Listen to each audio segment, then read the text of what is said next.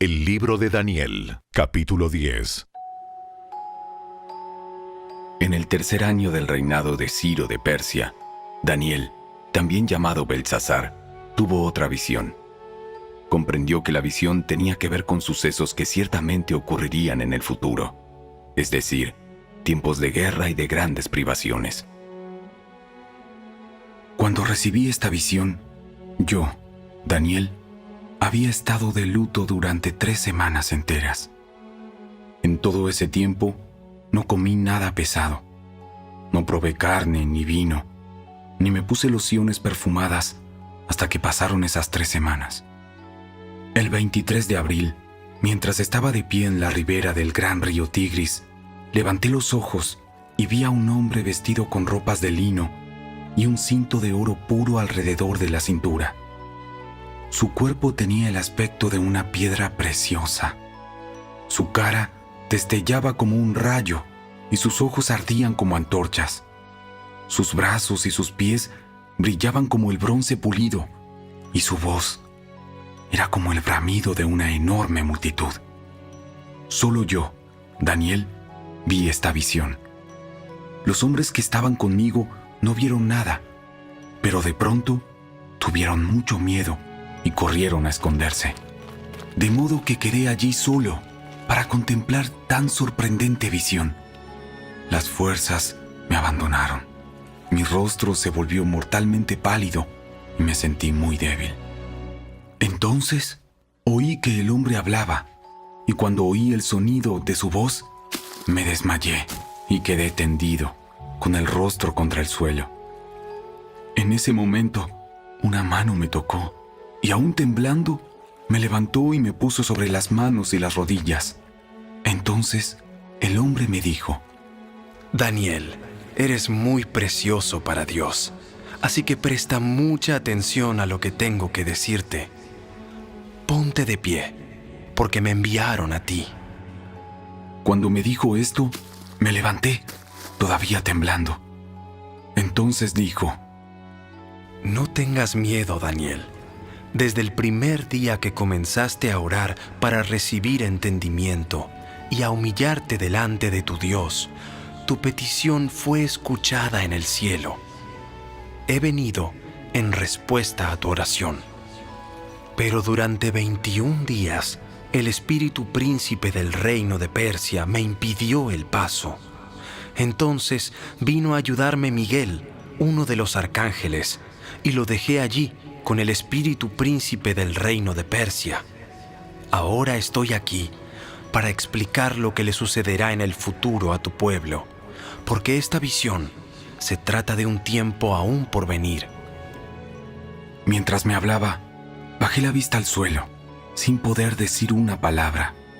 Entonces, el que se parecía a un hombre me tocó los labios y abrí la boca y comencé a hablar.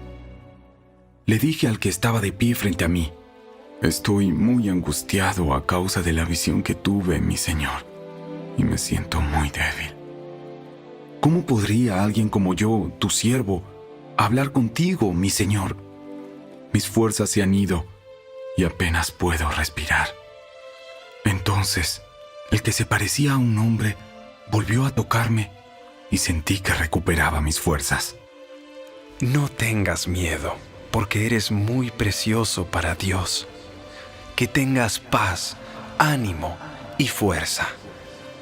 Mientras me decía estas palabras, de pronto me sentí más fuerte y le dije: Por favor, háblame, Señor mío, porque me has fortalecido. ¿Sabes por qué he venido?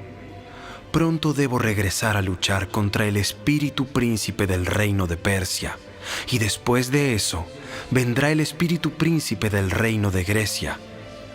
Mientras tanto, te diré lo que está escrito en el libro de la verdad. Nadie me ayuda contra esos espíritus príncipes, a excepción de Miguel, el espíritu príncipe de ustedes.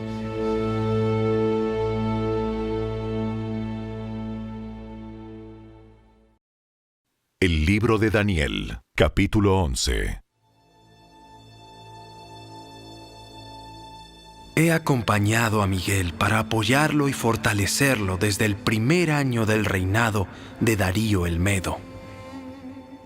Ahora te daré a conocer la verdad. Reinarán otros 3 reyes persas y seguirá un 4º rey, mucho más rico que los otros.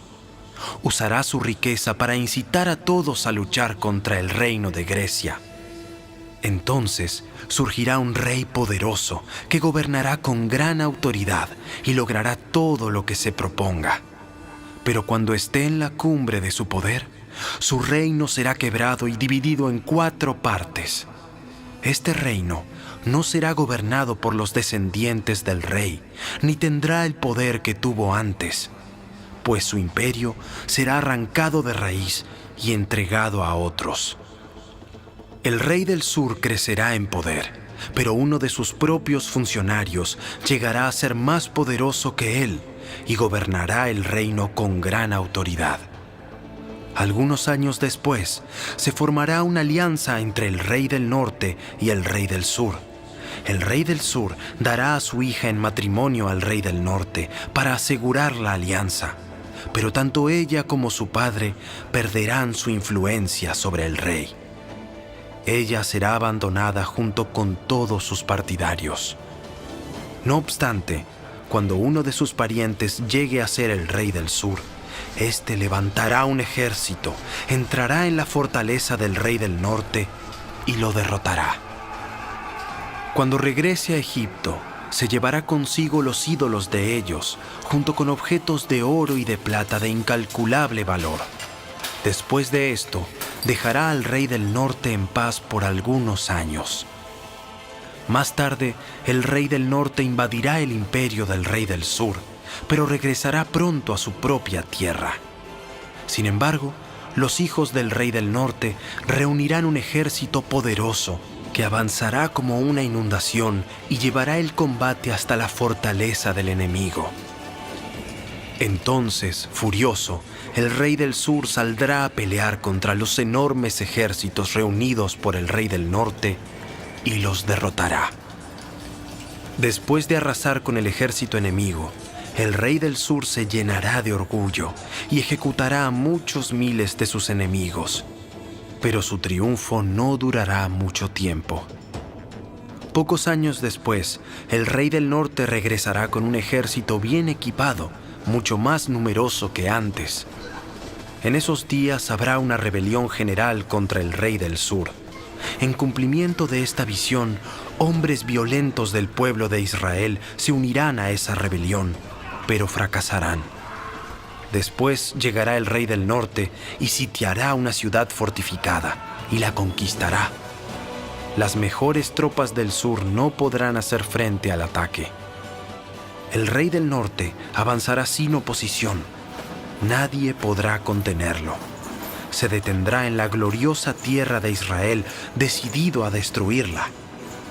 Hará planes para avanzar con la fuerza de su reino y formará una alianza con el rey del sur. Le dará en matrimonio a su hija con la intención de derrotar al reino desde adentro, pero su plan fracasará. Después dirigirá su atención a la región de la costa y conquistará muchas ciudades. Sin embargo, un comandante de otra tierra pondrá fin a su insolencia y lo hará retirarse avergonzado. Se refugiará en sus propias fortalezas, pero tropezará y caerá, y no se le verá más. El sucesor del rey enviará a un cobrador de impuestos para mantener el esplendor del reino, pero morirá al cabo de un breve reinado, aunque no como resultado del enojo ni en batalla. El siguiente en subir al poder será un hombre despreciable, quien no está en la línea de sucesión al trono. Cuando menos lo esperen, tomará el control del reino mediante adulación e intrigas. Arrasará a los grandes ejércitos que se le opongan, incluido un príncipe del pacto. Formará diversas alianzas mediante promesas engañosas. Se volverá fuerte a pesar de tener solo un puñado de seguidores. De improviso, invadirá los lugares más ricos del territorio. Luego repartirá entre sus seguidores el botín y las fortunas de los ricos, algo que sus antecesores nunca habían hecho. Hará planes para conquistar las ciudades fortificadas, pero esto durará poco tiempo.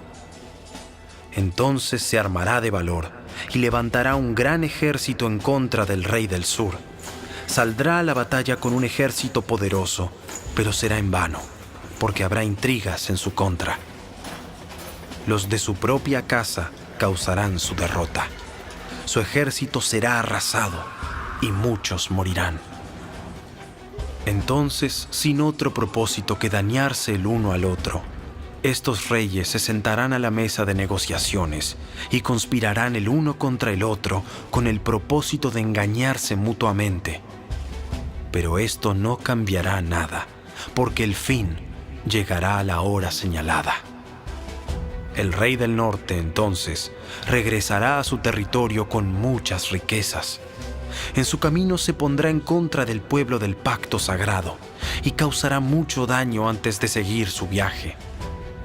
Después, a la hora señalada, volverá a invadir el sur, pero esta vez el resultado será diferente, pues lo espantarán barcos de guerra de las costas del occidente. Se retirará y volverá a su territorio. Sin embargo, descargará su enojo contra el pueblo del pacto sagrado y premiará a los que abandonen el pacto. Su ejército se apoderará de la fortaleza del templo, contaminará el santuario, pondrá fin a los sacrificios diarios y colocará el objeto sacrílego que causa profanación. Capturará con adulaciones a quienes desobedecen el pacto. Sin embargo, el pueblo que conoce a su Dios se mantendrá fuerte y lo resistirá. Los líderes sabios instruirán a muchos, pero esos maestros morirán por fuego y espada, o los encarcelarán y les robarán. Durante estas persecuciones recibirán poca ayuda, y muchos de los que se unan a ellos no serán sinceros. Algunos de los sabios serán víctimas de la persecución. De esa manera, ellos se perfeccionarán, se limpiarán y se refinarán, hasta que llegue el tiempo del fin, porque la hora señalada todavía está por venir. El rey hará lo que le venga en gana, se exaltará a sí mismo y afirmará ser más grande que todos los dioses, incluso blasfemará contra el Dios de dioses. El éxito lo acompañará, pero solo hasta que se cumpla el tiempo de la ira, pues lo que se ha establecido, sin lugar a dudas, ocurrirá. No tendrá ningún respeto por los dioses de sus antepasados, ni por el Dios querido por las mujeres, ni por ningún otro Dios, porque se jactará de ser más grande que todos ellos. En su lugar, rendirá culto al Dios de las fortalezas, un Dios que sus antepasados jamás conocieron, y lo engrandecerá con oro, plata, piedras preciosas y regalos costosos. Atacará las fortalezas más resistentes, afirmando que cuenta con la ayuda de este Dios extranjero. Honrará a quienes se sometan a él, al ponerlos en puestos de autoridad y al repartir la tierra entre ellos como recompensa. Luego, al tiempo del fin, el rey del sur atacará al rey del norte. El rey del norte saldrá precipitadamente en carros de guerra con sus conductores y una enorme armada. Invadirá varios territorios y los arrasará como una inundación. Entrará en la gloriosa tierra de Israel y muchas naciones caerán, pero Moab, Edom y la mayor parte de Amón escaparán de sus manos. Conquistará muchos países y ni siquiera Egipto se salvará. Se apoderará del oro, de la plata y de los tesoros de Egipto. Los libios y los etíopes serán sus sirvientes. Pero luego lo alarmarán las noticias provenientes del oriente y del norte, y saldrá con furia a destruir y a aniquilar a muchos. Se detendrá entre el glorioso Monte Santo y el mar, y allí instalará sus carpas reales. Pero mientras esté allí, terminará su tiempo de repente, y no habrá quien lo ayude. El libro de Daniel, capítulo 12. En ese tiempo se levantará Miguel, el arcángel que hace guardia sobre tu nación.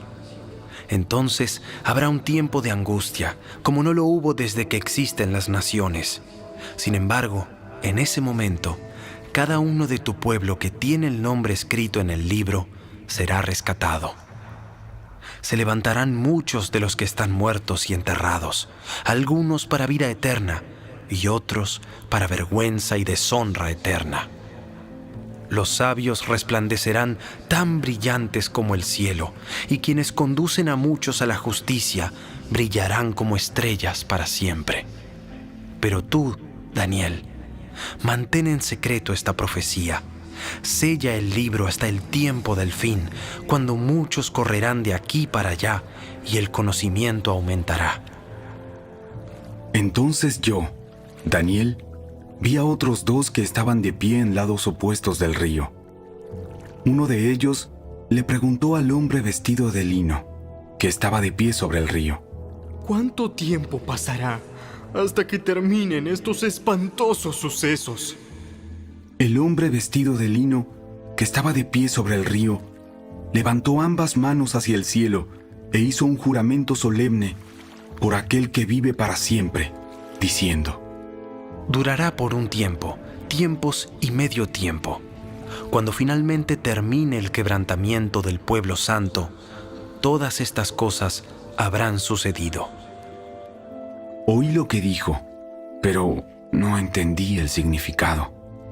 Entonces le pregunté: Mi señor, ¿cómo terminará todo esto? Pero él dijo: Vete ya, Daniel, porque lo que he dicho se mantendrá en secreto y sellado hasta el tiempo del fin. Mediante estas pruebas, muchos serán purificados, limpiados y refinados. Sin embargo, los perversos seguirán en su perversidad, y ninguno de ellos entenderá. Solo los sabios comprenderán lo que significa. Desde el momento en que se detengan los sacrificios diarios y coloquen el objeto sacrílego que causa profanación para ser adorado, habrá 1290 días. Benditos sean los que esperen y permanezcan hasta el fin de los 1335 días. En cuanto a ti, sigue tu camino hasta el final. Descansarás y entonces, al final de los días, te levantarás para recibir la herencia que ha sido guardada para ti.